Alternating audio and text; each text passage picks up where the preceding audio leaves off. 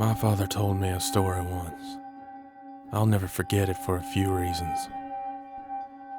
I think it's the first story he ever told me as a child.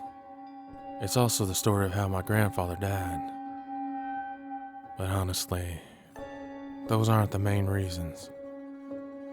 You hear stories on TV, or sometimes you overhear something in a public place. People talk about ghosts and aliens, and you think to yourself, that isn't real. They're making it up, or they're mistaken, or they're crazy, or something like that. You just can't believe it. Until something happens.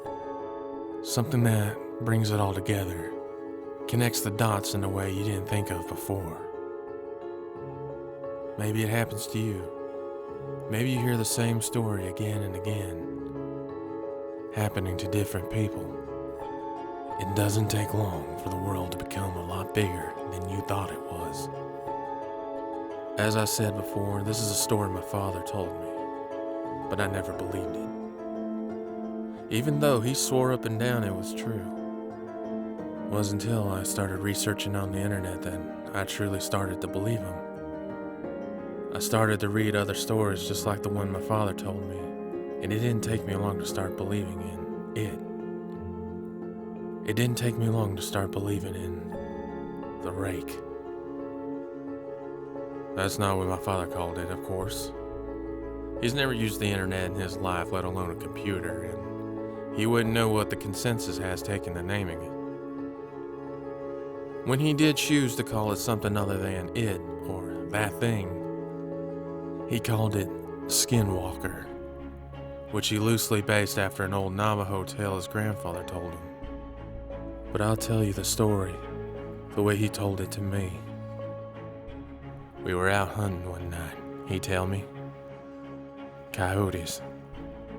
We'd kill them for $50 a skin. They lived on a dairy farm. They'd kill calves sometimes. We'd do it every night because we needed the money. Sometimes while we were out, we'd come across a deer and kill it. Our landlord didn't mind, and he could feed our family for a few nights, save us some money. Anyway, when we were done making our rounds and heading home, walking, because we didn't have a car or some four-wheeler back then, we'd cut through the woods, and that's when we came upon it. Blood everywhere. Splattered on the trees, in the grass, the creek, everywhere. At first, we figured it was a pack of coyotes. We'd seen it sometimes. For whatever reason, they can't scavenge, so they would start hunting deer or cattle. The worst is when they prey with feral dogs. But this wasn't like that. See, when a pack of dogs, wolves, or coyotes attack something, they'll do it right. They'll pick off one that's weak, sick, old, or just small. They'll hunt it and draw it into a corner, someplace it can't get out of. They'll run it right towards the biggest one, the alpha. And that deer will never see that alpha. It might hear it, but it won't see it. He'll just notice that his throat's gone, and then he'll drop dead. It's quick, it's clean. But that wasn't what happened here. Something had to run up on a den of deer. Coyotes won't attack a den, wolves neither, because they get too much of a fight. There were three, I think, at least 3 bodies, just torn apart. Head here, a leg there, and a torso somewhere else. Predators don't do that. They don't just leave behind scraps. When I'd done this, I'd done it for food. It had done it for fun. time, we didn't know that. We just saw a bunch of carcasses and thought it was something we got to take care of.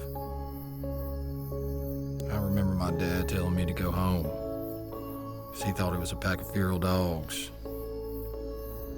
But I wasn't leaving him, and I damn sure wasn't walking through 2 miles of woods alone. Nothing but a .22 and a pocket knife. You see, my dad was only 13 at the time, so a .22 rifle was about the only gun he could reliably use. Dad had the shotgun, and I wasn't going anywhere without it. It took me a while to convince him, but finally we began tracking whatever did that. It wasn't hard either. We just followed the blood. Either that thing bled a deer before it got away, or it dragged one for a mile. What I do know is that I'd never seen my dad scared before that night. We started hearing noises. I've been in a lot of woods in my life, and I've been all over the world, but I've never heard noises like I heard that night. It was screaming.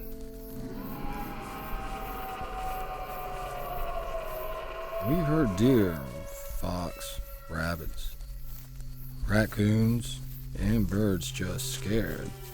Keep in mind, this is maybe midnight or 1 o'clock in the morning. Besides the fox and some birds, nothing was supposed to even be awake. They weren't just awake. They were moving. I saw flocks of birds that night, flying straight into trees, just trying to get out that general direction of whatever made those screams. We came up on a pack of coyotes. Nearly shot a couple, thinking it was what we were looking for. But then we saw they were running towards us. They ran right past us. Didn't even notice we were even there. And then some deer did the same. And then some rabbits, squirrels, foxes, even a couple wild hogs. See, these things were supposed to be eating each other. The only thing they cared about was getting the hell out of there. Now, we should have put 2 and 2 together. We should have figured that maybe whatever we were tracking wasn't something we were supposed to see, and it wasn't something we could kill. I don't know why we didn't just go home. I guess we were curious. I think that was my dad's nature, to go towards trouble and to fight. Knowing what I knew about the things my father did during the war, my natural instinct was to stay close to him. We finally get into an open valley. It was normally a soy field, but it wasn't in season, so it was just flat dirt. We saw the tracks then. A lot of the animals fleeing the forest. It paved over the land, but where that deer blood was, nothing had taken a single step. Like they were leaving it for us to find. The tracks were shallow. Whatever it was, couldn't have weighed more than 100 pounds. But that didn't mean much. Bobcat weighing 40 pounds nearly tore out my damn throat once. All that means is that it's quick, it's hard to hit. So we followed the tracks, and it doesn't take us long to find where it is. There's this old schoolhouse that sits on top of the hill. Half of it had been ripped out by a tornado.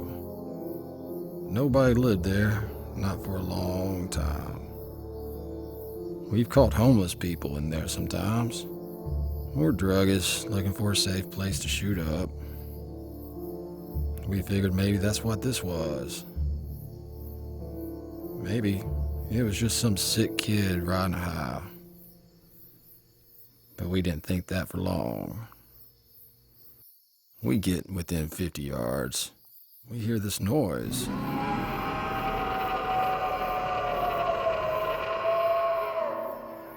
Gut-wrenching, screeching sound. It was sort of made up of two different sounds.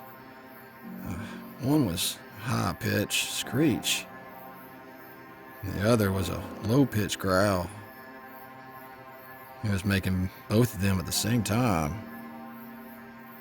We get within 20 yards, and we hear the sound. I can remember thinking that it sounded like paper being torn apart. Someone was swinging water in a bucket, back and forth. And Dad looks at me and kneels down and whispers, I need you to stay behind me. Whatever this thing is, we're about to corner it. Any animal will fight when it's cornered, especially a predator. We can tell by the tracks that there's only one.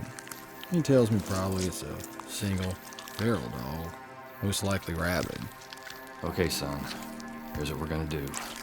We're gonna sneak up on it while it's eating and shoot it. Shoot it until it stops eating completely, and I'll slit its throat. Your job will be to make sure this thing happens to get on top of me. You shoot it or stab it until it gets off. Understand? I nod nervously. He pats me on the shoulder. So he starts walking up, and I'm right behind him, just a tad to his side, so I can see what it is. I wish to this day I hadn't. It was leaning over a carcass, tearing away at its flesh, throwing at what it didn't nibble on the side. There was blood all over the brick, glistening in the moonlight. It had a pale white skin, almost human looking, not quite. It had arms and legs like a human, but set like a monkey, hunched over. And his hands weren't normal. It had long fingers, paws at the end.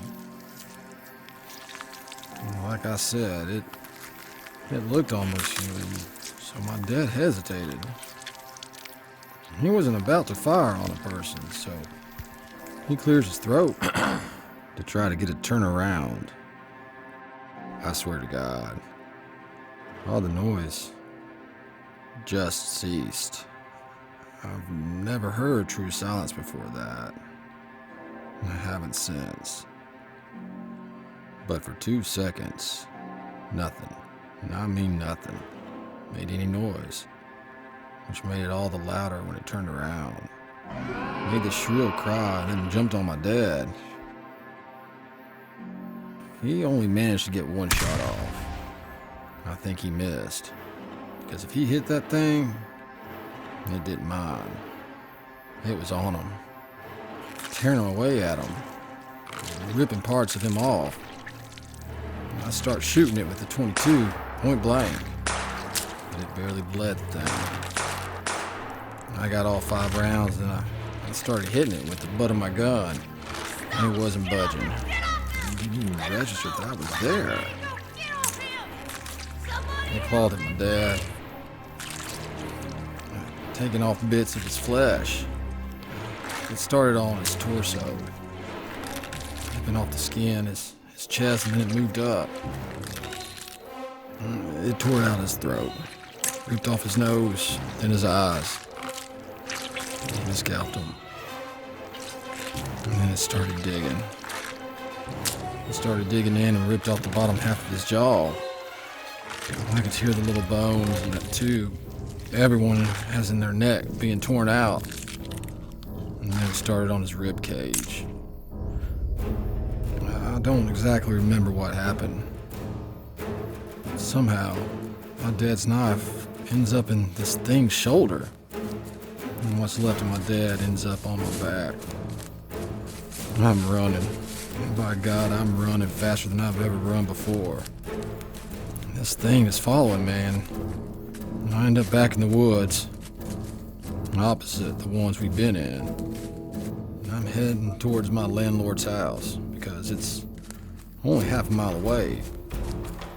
I can hear this thing screeching, moaning. I hear the tree branches crack and get thrown around.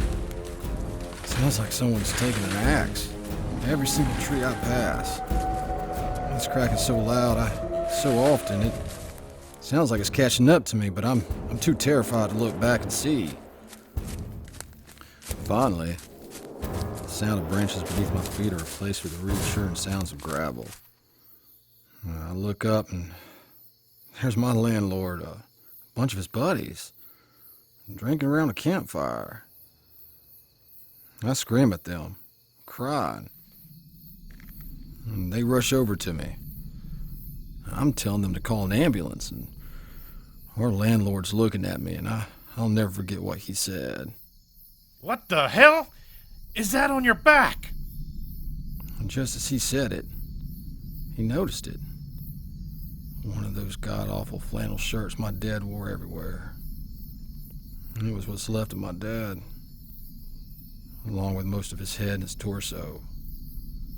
There was nothing from the waist down. Suddenly we hear it. Screeching. Our landlord grabs me and my dad gets thrown on the ground. And I'm fighting with him, crying. So I think we can still save him. Somehow, but my dad had been gone long before I ever picked him up. Our landlord had to pick me up and throw me inside because I wouldn't want to come with him. I didn't want to leave what was left of my dad with that thing. He and his buddies were all inside, and they're locking doors and getting guns. The landlord's asking me, What happened? What happened? but I just don't know what to tell him. He pieced enough of it together to understand that there was something dangerous right outside. All the lights in the house are on. Someone calls the cops. They'll be there, but in 15 minutes. We look outside and see it walk in front of the fire they've made. What in the hell is that thing? The men stare in fear. It looks like a man. That ain't no man. Suddenly, something goes through the window, and we shoot at it. But it's not that thing. It's my landlord's dog. Just his torso. His head and legs been torn off. We start pushing things in front of doors and windows, and we hear something in the garage. I remember one of his friends saying that the doors were still open. We hear metal and glass just get ripped apart. We put a couch and a TV in front of the door to the garage. It banged around some more, but then it got quiet. Not silent, like it was before. We could hear it move around some, and the guys were talking, making sure the guns were ready. Someone hands me a pistol. No sooner did I cock the hammer back did we hear something shatter upstairs. Then we heard it screech again. Only it was much louder now. And it didn't echo and fade out. It was right outside the door. We all rushed to the one door leading upstairs. And we got to it just as that thing did. It opened it just a bit. It took 4 men slamming it to it just to close it. It got its hand through. Someone with a shotgun took care of that. Put that barrel right up to its wrist and pulled the trigger. Blew its hand clean off. That only pissed it off. It started thrashing itself against that door, clawing. We were on one side, pushing as best as we could, and it was on the other, doing the same. The wood just wasn't going to hold. Someone tells us to keep our heads down. Suddenly, the top half of the door was just gone. And Here's a ring. There are splinters everywhere. 2 or 3 of them just unload into the top of that door. I don't really know where it went after that. The police eventually arrived. I was still glued to that door. What was left of it. The sun was up before they pulled me away from it. And they put me in a hospital for a while. A lot of people talked to me. But I didn't say anything.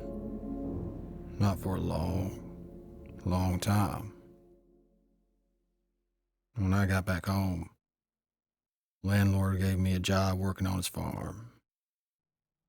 He didn't talk much.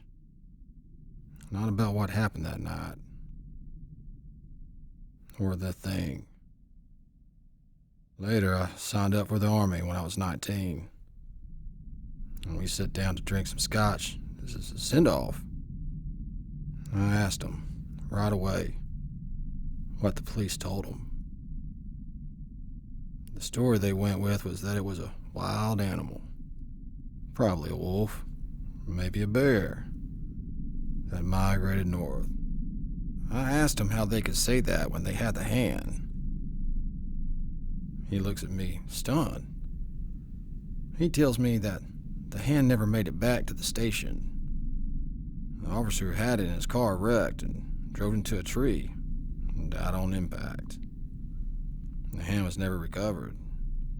They believe it was probably taken away by an animal. The cops, when they would acknowledge the hand existed at all, said it was simply the paw of a bear. It looked like a human hand.